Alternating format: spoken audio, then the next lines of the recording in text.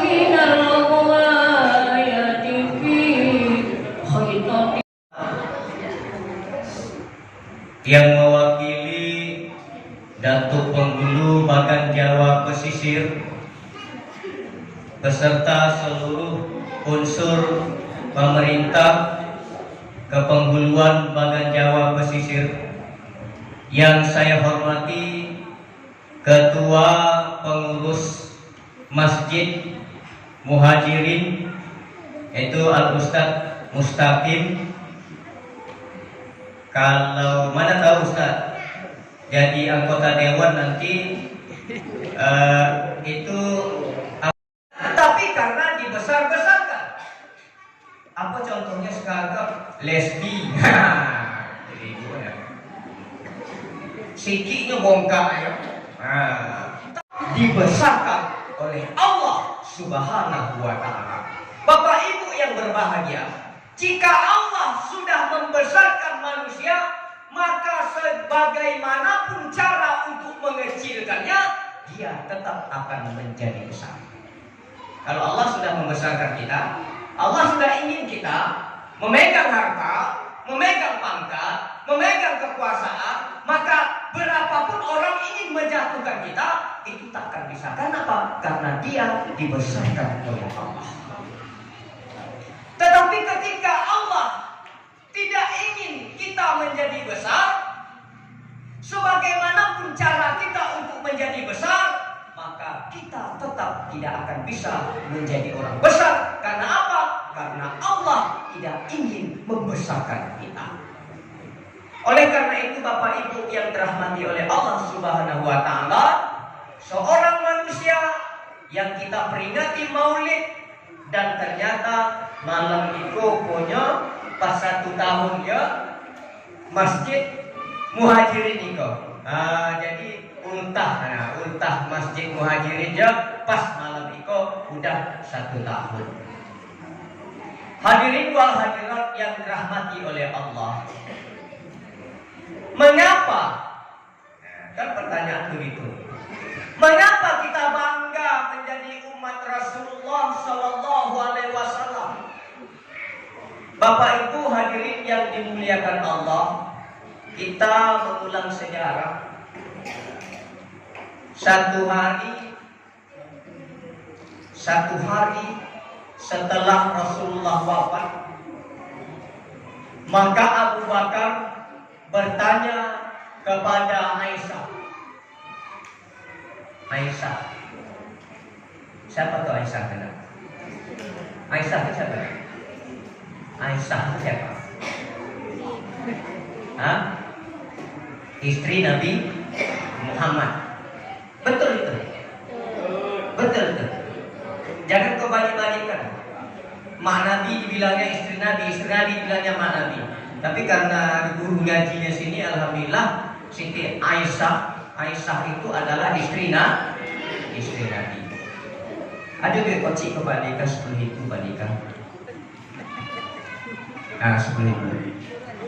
Kau mau duit yang biru atau mau duit engkau? Ada duit biru di dalam dompet. Mau yang biru atau duit yang engkau? Hah? Fatimah. Tahu tak engkau Fatimah siapa di luar itu Fatimah? Siapa yang dah? Malaikat Israel Fatimah. Malaikat Israel. Suruh masuk Fatimah. Masuklah malaikat Israel, duduk di samping Nabi. Kata Nabi, ya Israel, mana Jibril? Jibril tak datang, Muhammad. Panggilkanlah Jibril. Jibril tak datang itu bukan apa, tapi tak sampai hati. Melihat Nabi itu akan sakaratul maut, tak sampai hati Jibril.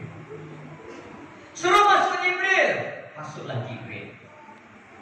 Kata Israel, ya Muhammad, sudah siapkah engkau? Nabi tak menjawab apa itu. Kata Israel, apa yang kau risaukan ya Rasulullah? Engkau sudah dijamin masuk surga oleh Allah.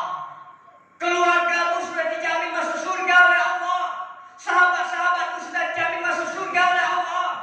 Apalagi yang kau risaukan? Kata Nabi, bagaimana umatku? Bagaimana umatku? Bagaimana umatku? Kata Jibril, ya Muhammad, umatku nanti juga masuk surga. Barulah kerisauan hati Nabi itu hilang. Mendengar itu kok akan masuk surga. Umat ini Bu, betapa kita tidak bangga menjadi umat Rasulullah Sallallahu Alaihi Wasallam. Itu akan mati. Kemudian setelah trompet yang kedua ditiup oleh Allah, trompet pertama kan kiamat, habis hancur. Trompet yang kedua ditiup, maka yang pertama Allah perintahkan kepada malaikat Jibril, wahai Jibril, kau cari di mana kuburan kekasihku Muhammad Rasulullah Sallallahu Alaihi Wasallam. Kata Jibril, apa tandanya wahai Allah? Engkau nanti akan melihat tandanya, kuburannya bercahaya putih berseri. Nampaklah Jibril Bu, maka bangunlah Rasulullah dari dalam kuburnya. Apa yang dilihat Nabi? Nabi melihat kiri kanan.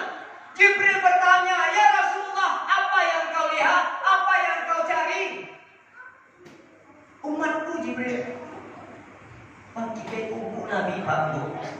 Yang ditanya Nabi masih umatnya, bukan istrinya, bukan anaknya, bukan sahabatnya, tapi umatnya. Jibril, di mana umatku?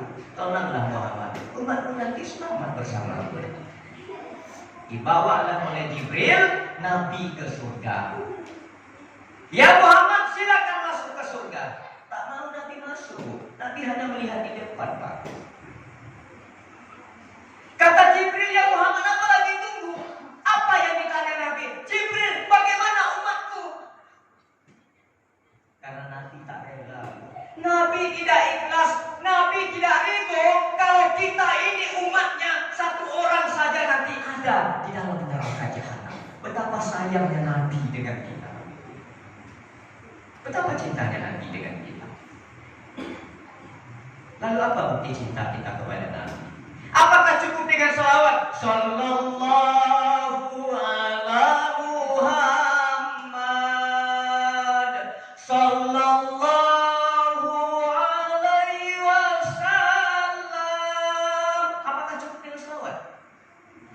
Apakah cukup dengan berjanji yang kita bacakan tadi? Apakah cukup dengan peringatan maulid Nabi saja kita cinta kepada Nabi? Dalam Al-Quran Surah Al-Fat ayat 29. Itu jelas Allah katakan, Muhammadur Rasulullah, Muhammad itu adalah utusan Allah. Walladzina ma'ahu, dan orang-orang yang bersama dia, orang-orang yang cinta Muhammad itu, ciri-ciri mereka adalah yang pertama kata Allah, asyidda'u 'alal kufar, tegas kepada orang-orang kafir. Apa artinya tegas? Nampak lalu tegas bukan berarti mengganggu mereka, tak pernah kita ganggu. Saudara kita Kristen, saudara kita Konghucu, saudara kita Buddha, Hindu, mereka aman melaksanakan ibadah yang tak pernah kita ganggu. Itulah hebatnya Islam. Ngopi di baja, ketika ngopi di baja, terus ada Hindu masuk abu semayang Cino itu masuk ke dalam golas, tak pernah ditulantik golas. Oh, abu juga pernah tak pernah ditulantik. Itulah hebatnya Islam. Masalah berbaik-baik, Islam lebih dulu mengajarkan. Tapi kalau sudah masalah akidah, tidak ada kompromi. Ada kompromi. Ini asyidda'u 'alal kufar. Jadi kalau berbuat baik, bertetangga boleh, bersedekah sama orang tua boleh, sedangkan bersedekah sama binatang kalau ada pipato, apalagi bersedekah sama sesama manusia. Itu ciri yang pertama. Ciri yang kedua kata Allah adalah walladzina ma'ahu, setelah asyidda'u 'alal kufar, yang kedua adalah ruhama bainahum, berkasih sayang dengan sesama. Bapak Ibu yang berbahagia, Nabi selalu mencontohkan kita ini seperti satu anggota tubuh. Pernah sakit gigi, Bu? Pernah Ibu sakit gigi, Bu? Sakit gigi tangan mereka. Padahal sakit gigi, Bu, ya. Tuhan Allah. Artinya apa? Intinya adalah cinta Nabi beribadah. Cita-cita Nabi, cita Rasulullah tak cinta. Saya Rasulullah sayang, tapi tak beribadah. Ibadah, mencari ridho Allah. Apa saja dalam kehidupan kita ini, yang kita cari adalah ridho Allah. Kalau sudah ridho Allah yang kita cari, Bu, dapat semuanya. Dapat semuanya.